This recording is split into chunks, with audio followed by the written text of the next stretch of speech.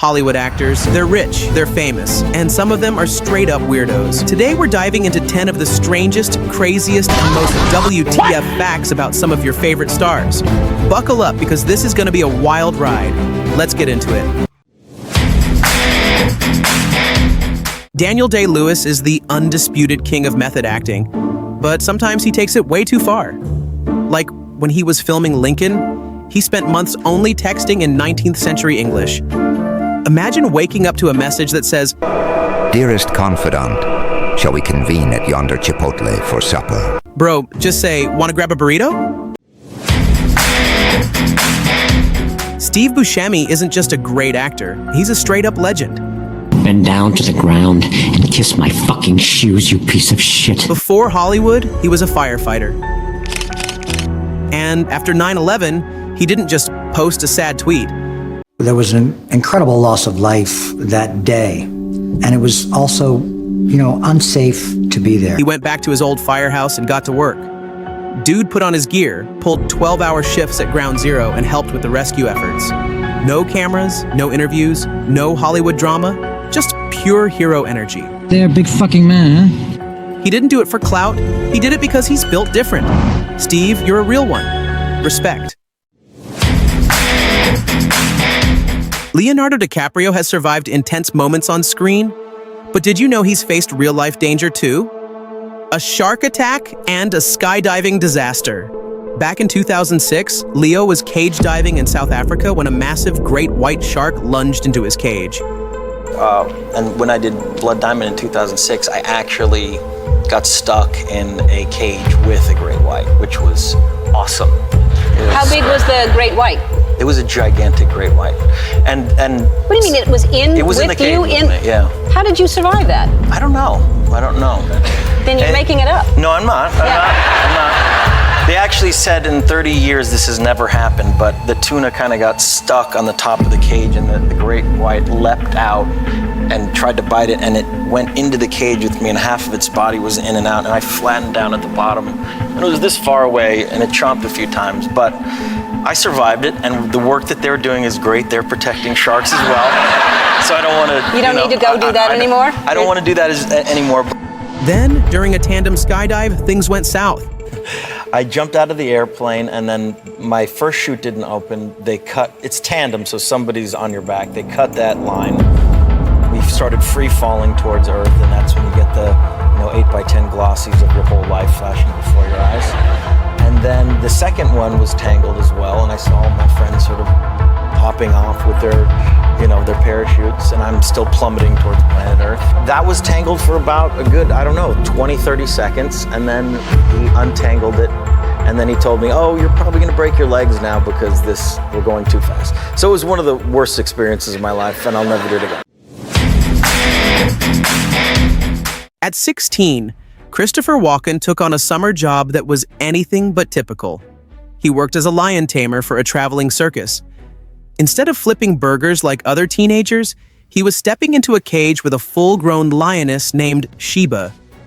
Walken has described Sheba as very sweet and like a dog, claiming she was tame and easygoing. But let's be real, no matter how friendly, a lion is still a lion. Somebody had let parrots loose in Central Park. There were families of parrots living in the trees. It was very tropical.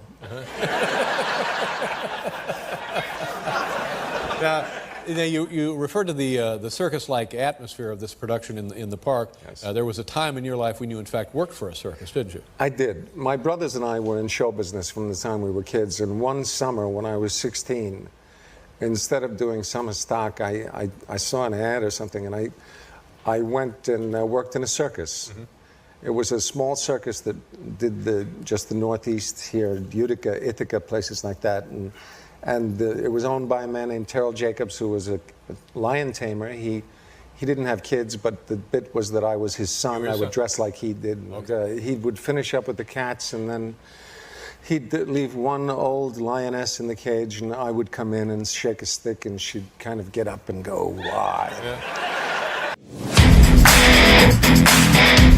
Keanu Reeves might just be the most generous actor in Hollywood. When he made The Matrix, he didn't just cash his checks and call it a day. He gave away 70% of his earnings. That's $75 million, handed over to the makeup and special effects team because he believed they deserved it more. While some actors demand private jets and bowls of color-sorted M&Ms just to show up, Keanu was out here making sure the people behind the scenes got their fair share. It's no wonder he has a reputation for being one of the most humble and down-to-earth stars in the industry. Legendary actor Marlon Brando was built different. On the messy set of The Island of Dr. Moreau, where everything was already a disaster, Brando decided that walking to the bathroom was too much effort. So, instead of using a toilet like a normal person, he peed in an ice bucket. Now, picture some poor production assistant just trying to grab some ice for a drink, only to realize, too late, that the ice had been Brando-fied.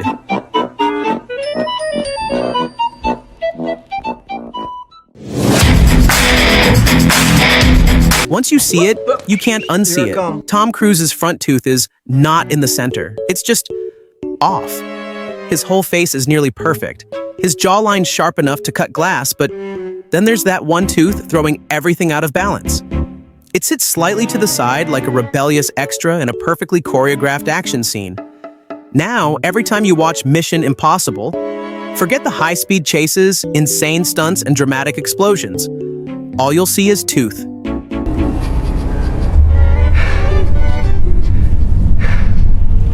No. No. No.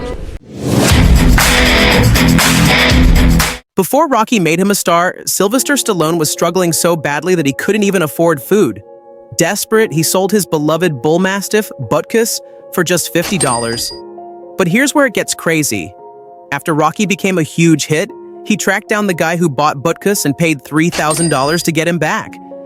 And the best part? Butkus ended up starring in Rocky alongside him.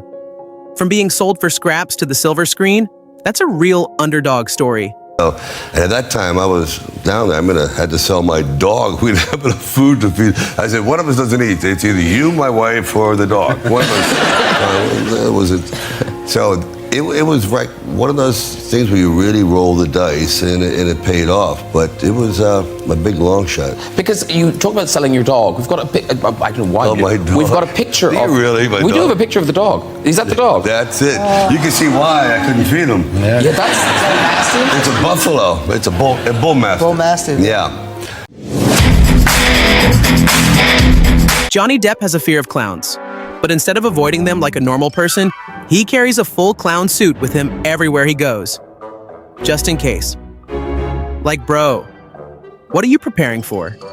The Purge Clown Edition? Is there some secret underground clown fight club we don't know about? Are you worried a rogue circus might try to recruit you by force? Imagine TSA opening his suitcase and just finding a wig, face paint, oversized shoes, and a honkable red nose. Nicolas Cage didn't just star in horror movies, he straight up tried to live in one. He bought the infamous LaLaurie Mansion in New Orleans.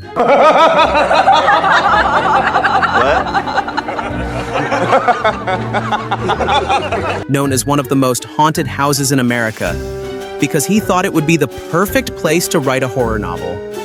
You know, just chilling with ghosts for inspiration. But guess what? He never even finished the book. Instead, he lost the house because of unpaid taxes. So, in the end, the spirits didn't even have to haunt him. The IRS did it for them.